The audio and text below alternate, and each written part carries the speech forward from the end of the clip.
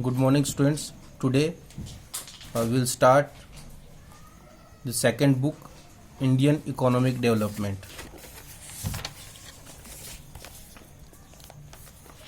We'll study the economic development of India in this book.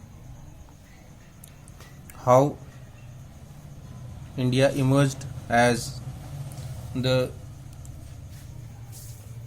highest developing nation in the world. What was India's condition? We'll start our study from the Indian economy, what the situation of economy on the day of independence, how we get up to those situations, and what we have achieved from there, and we'll end our study at what is India's situation today in comparison to the neighboring countries. So first we started with Indian economy on the eve of independence. In this chapter we'll study about colonial exploitation of Indian economy under British rule, features of Indian economy on the eve of independence, agricultural sector on the eve of independence, industrial sector on the eve of independence, foreign trade under British rule, demographic profile during of British rule, then occupational structure of India on the eve of independence, and infrastructure on the eve of independence. First we start with colonial exploitation of Indian economy under the British rule. How India faced exploitation during British rule. First we start with the agricultural sector. In agricultural sector, the Indian farmers were exploited through Zamindari system. It was a system of land revenue collection, in which what British generally do, they appointed a person as zamindar, and these zamindars were declared as owners of the soil. What these zamindar do, they pay a fixed sum of amount to the government by the way of land revenue. Suppose they have fixed the 1,000 rupees or 10,000 rupees, lakh rupees as land revenue fixed from the village, from the land of that village, from the land of that area which is under that zamindar, and then they were free to extract as much as they wished from the tillers of the soil. Tillers of the soil, it means the farmers. And the farmers, they don't have the rights on property, on the land which they are cultivating. All the lands belong to zamindars. So the tillers of the soil, the farmers who actually work on the farm, they get very less amount for their survival, because most of the agricultural production that is taken away by the zamindars as land revenue. And what zamindar do, they spend their revenue income on luxurious life, and in return they spend very less amount, and in many cases they don't invest on development of agriculture. So this is how the farmers were exploited during British rule. They, whatever the production they get from the land, most of the production was taken away by the zamindars who do nothing for their land. But as he is the representative of the government, the British rule, who is giving the revenue on behalf of farmers and then collecting the revenue from the farmers, so he taken away all the surplus agriculture production, and just the production remains with them is actually for their minimum survival,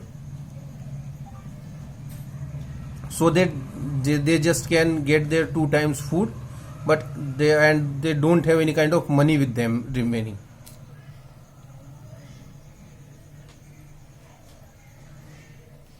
It is actually a middleman system in which zamindars were the middlemen, they intermediate between the colonial government and the peasants, the farmers, and they pay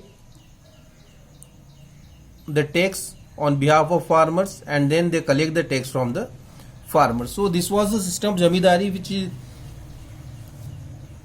exploited our farmers. Now if we see the second sector, that is the industrial sector. At the time when British rule was there in India, there were basically 3 sectors in the economy. These were the farming sector, the industrial sector, and the international sector.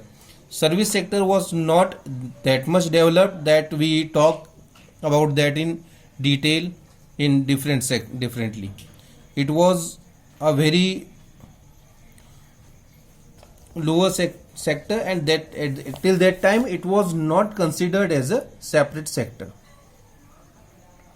So colonial exploitation of industrial sector, how industries were exploited by British rule. At that time in India, most of the industries were there in handicraft field,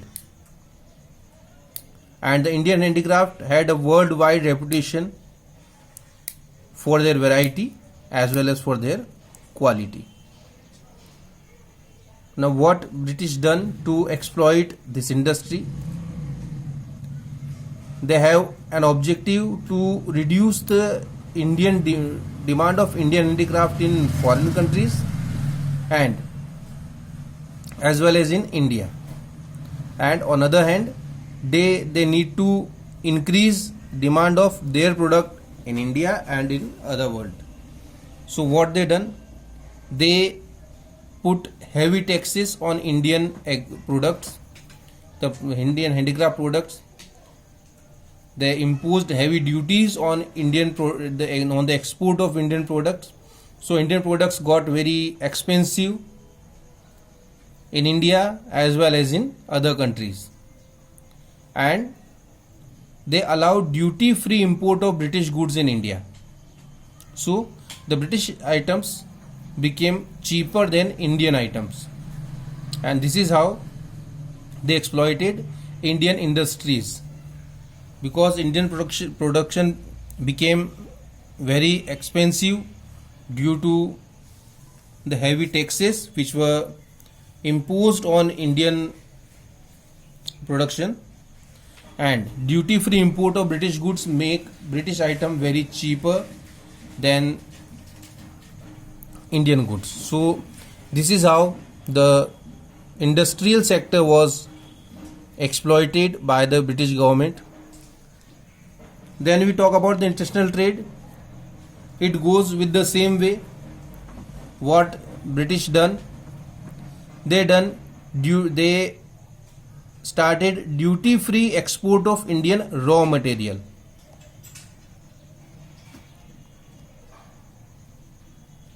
So if Indian raw material is going to Britain, that is duty-free. So British companies got raw material on cheaper prices, and duty-free import of British goods, that we studied in last point, that they allow the British items to come in India as duty-free imports. So the raw material which is going to Britain was cheaper for the British companies, and the item which is coming to India is cheaper for Indian market. So this is how they destroy our farming, they destroy our industrial sector, and due to these policies only, India became an backward economy. India has a very good history of economy in the world. Indian production was famous worldwide. All the countries were having a large demand of Indian products, especially the kings of all the countries and the rich people in Europe, in Arabian world, all have a very big demand of Indian product. But as the British came to India and they used these policies which we have studied, Indian economy became stagnant as well as a backward economy. So all these were done by the British in India. And what type of economy they give us? So the features of Indian economy on the eve of independence. India was a stagnant economy.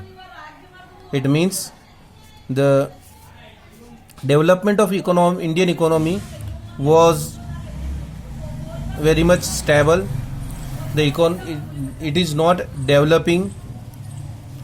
It was stable it means it is either showing the growth, or it is not showing the growth, or the growth which is being shown was very less. Just like if we compare it from 1860 to 1925, the growth of per capita income was 0.5%, which we can say that it is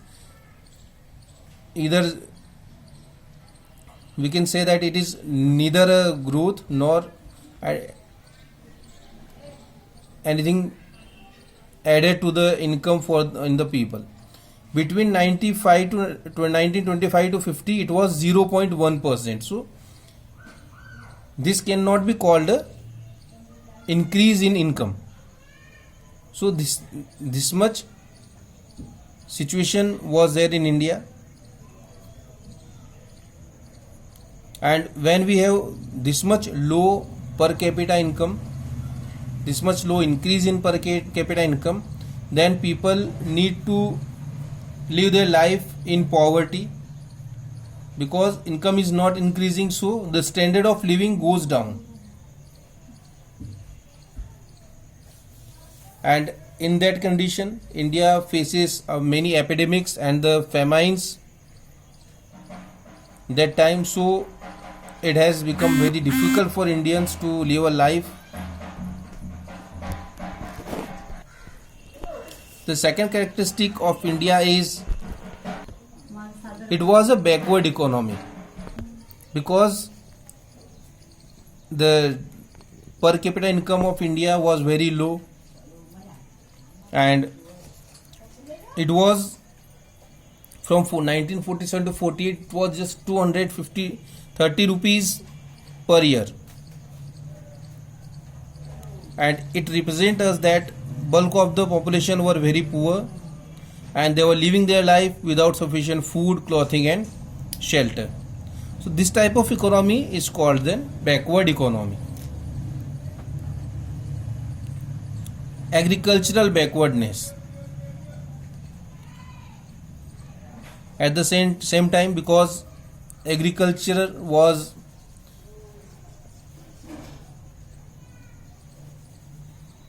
exhausted or exploited by zamindari system, so India is facing agricultural backwardness, which is our main strength.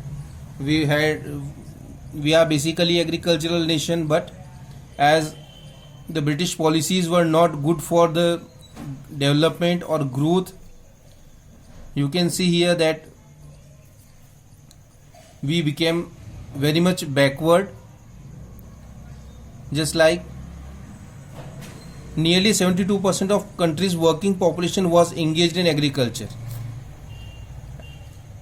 During British period, 72% people were engaged in agriculture activities, but the contribution of agriculture was 50%. So we are not producing as much people are working in agriculture field. If we talk about the productivity of wheat, that was 660 kilograms per hectare, and the of rice it is 665 kilograms, which is very lower than the world average. And the production, it was very low. It was that much low that it was not enough for our subsistence. It means we cannot provide food to everyone in the country. We are producing just 527 lakh ton in 1947-48. Then industrial backwardness, because of the British policies, our productions of machines were just negligible.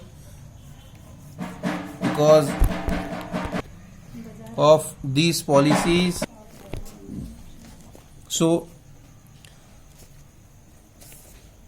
productions of machines were very negligible. We are not producing the machines. We need to bring machine from other countries. Then we are not producing with machines as well. Then small scale industries were almost ruined. They were finished due to the British policies. And the capital goods were not produced in India. We are dependent on the imports, so it became very difficult for us to get a good production. Then rampant poverty, we have a lot people living below poverty line. They were that much poor that they cannot get 2 square meal a day. They are not having the homes, and widespread unemployment was there in the country. Poor infrastructure, it means the means of transportation, means of communication, generation of power, it was not there in the country. You can see the figures. Then heavy dependence on imports, because the imports were very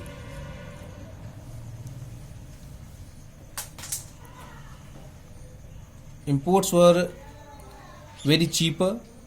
So, and our industries were ruined, so we were dependent on imports. We import everything.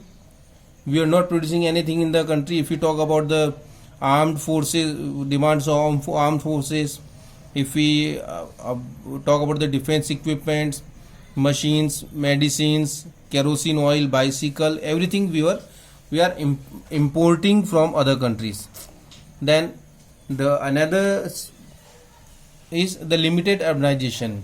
Most of the people in India were living in the village area. About 86% population of India were living in rural area at the time of independence. Then the next feature, semi-feudal economy. Our economy was not wholly feudal and not the capitalistic economy. It means it was a mix of feudal and the capitalistic economy, and has the characteristic of both. And what we were facing, that we were having the negative sides of both the economies. As feudalistic economy, we were having very low productivity, and as a capitalistic economy, we were having the industrial backwardness. So it hurt Indian economy from both the sides. Then colonial economy. India was a colonial economy. It was captured by British, and just because of this, we need to face the aristocracies from the British people. We export raw material, we import the finished goods. We export raw materials on very low taxes. We import duty free finished goods. So these were all the situations which make Indian condition very bad. The situation of Indian economy very worst. So this was the feature of Indian economy that we studied today. In next video when we meet, we will talk about the agricultural sector and the industrial sector, what were the exact situation of these two sectors on the eve of independence. Thank you.